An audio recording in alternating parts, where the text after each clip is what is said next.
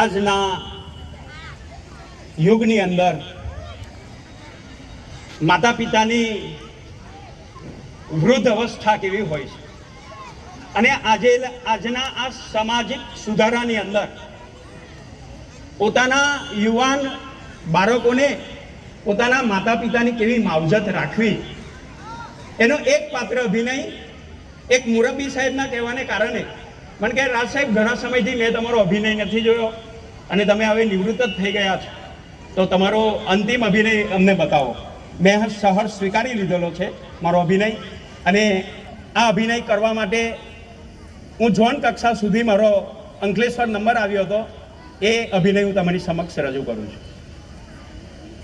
હે જગત નિરંતા, હે જગત નિરંતા, હું તારી શક્તિને કોઈ ગસથી માપી ન શક્યો.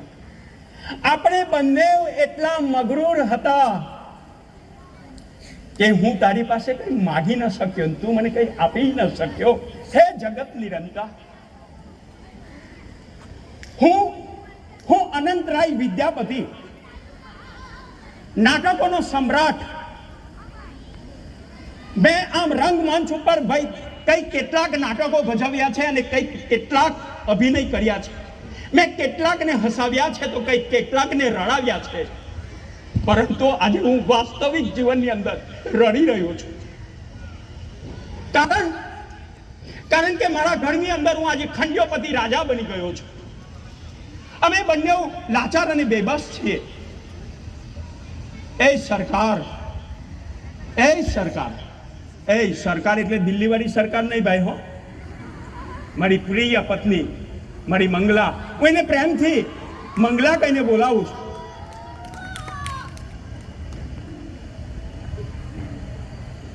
मंगला,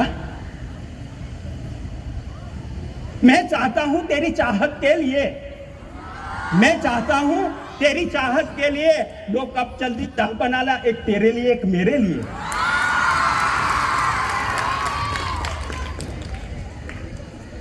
मंगला, मंगला, चा શું કહ્યું?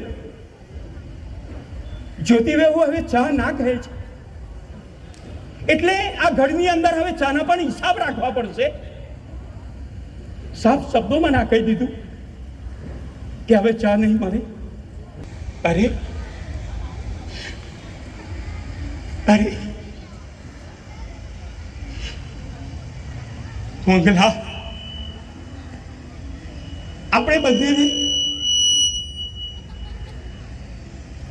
આપણા દીકરાઓને ઘર લખી આપ્યું અને તું તો એટલે બધા આવેગમાં આવી ગઈ કે તે તારું મંગલસૂત્ર પણ તારી વહુને આપી દીધું.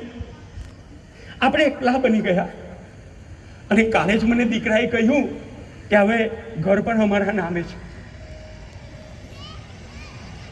અરે મને એમ કે મારો દીકરો મોટો થઈને મેં એના ઘણા બધા કામ કર્યા, એને મોટો કર્યો, એને ઉછેર્યો, એને ભણાવ્યો, પરંતુ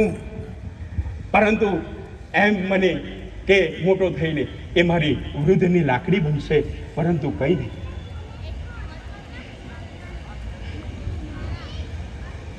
છછુંદરી એટલે મારી પૌત્રી, મારા દીકરાની દીકરીને હું છેલ્લી વાર માની લઉં, આપણે અહીંયાથી ચાલ્યા જઈએ. છછુંદરી, તું મને ગ્રાન્ડપા એવું કરે છે. આ ગ્રાન્ડપા એટલે શું? ગ્રાન્ડફાધર. ઓ, નરસિંહ ભૂલાયો અને મીરા પણ ભૂલાઈ, અખો પણ ભૂલાયો ને આ ઘરની અંદર મીડિયમ ઇંગ્લિશનું વાતાવરણ ઊભું થયું. દીકરી, શું કહ્યું જ્યોતિબો? હું તમારી દીકરીને બગાડું છું? અરે હું તો સારા સંસ્કારો આપું છું. અરે આ સમાજની અંદર આજે શિરોચ્છેદ થયો છે, આજે માતૃત્વ ભૂલાયું છે અને આજે વૃદ્ધ આશ્રમો ખોલવામાં આવ્યા છે. ચાલ આપણે ચાલ્યા જઈએ. પણ મારી છછુંદરીને હું છેલ્લી વાર શું કહ્યું? બેટા, ના બેટા, તું ચોકલેટ ખા. બેટા તું કા, તારી માં તને મારશે. અરે જ્યોતિ બહુ ના મારો, મારી દીકરીને ના મારો, મારી છછુંદરીને ના મારો. શા માટે મારો? અરે અરે મારા દારખાની અંદર પાન નથી, હવે મને કોઈ પાનખરની બીક ન બતાવું. ચાલ્યા જઈ. અરે ક્યાં જઈશું? અરે દીકરોય હવે અમને તરછોડે છે. અરે શું કહ્યું? અરે પુત્રોય સારો હોય, પુત્રની અંદર પણ એક વફાદારીના ગુણ છે, પણ આ દીકરાની અંદર તો વફાદારી જ નથી રહી. આ ઘર પણ કોને મોકલ્યું? દીકરો થયો છે જુજવા અને વહુ આપે છે ગાર, અને દીકરીને જમાઈ લઈ ગયા, બુરા થયા છે હાલ, મારા બુરા થયા છે હાલ. ચાલ મંગલા, અરે આટલી મોટી દુનિયા છે, ગમે ત્યાં રસ્તો મળશે. વૃદ્ધાશ્રમ સુકૂન છે, ભાર હળવો થઈ ગયો, હવે કોઈ ચિંતા નથી. મંગલા જો, કોણ?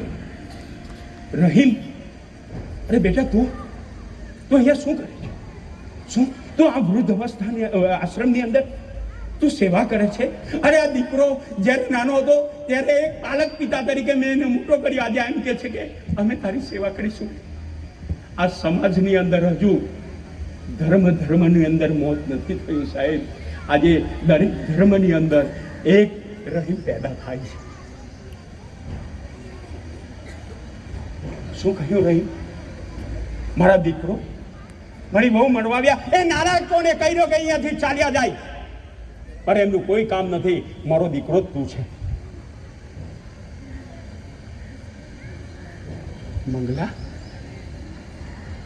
શું કહ્યું રહીમ? મંગલા બોલતી નથી. શું થયું તને? તું ક્યાં બોલતી નથી? તને શું થયું? તે મને દગો કર્યો છે મંગલા, તે મને દગો કર્યો છે. તું કહેતી હતી કે આપણે સાથે જ જીવીશું, સાથે જ મરીશું, પરંતુ તું ચાલી ગઈ, હું એકલો અટુલો પડી ગયો. પણ કોઈ નથી, મારું કોઈ નથી. મારું મોતી ખોવાયું રે, મારું મોતી ખોવાયું. મારું મોતી મળે તો મને આપજો, મારું મોતી મળે તો આપજો રહીમ. એકલો બેબસ લાચાર બની ગયો છું. આ ઘર પણ કોને મોકલ્યું રે? આ ઘર પણ કોને મોકલ્યું? આ ઘર પણ કોને મોકલ્યું? અસ્તુ.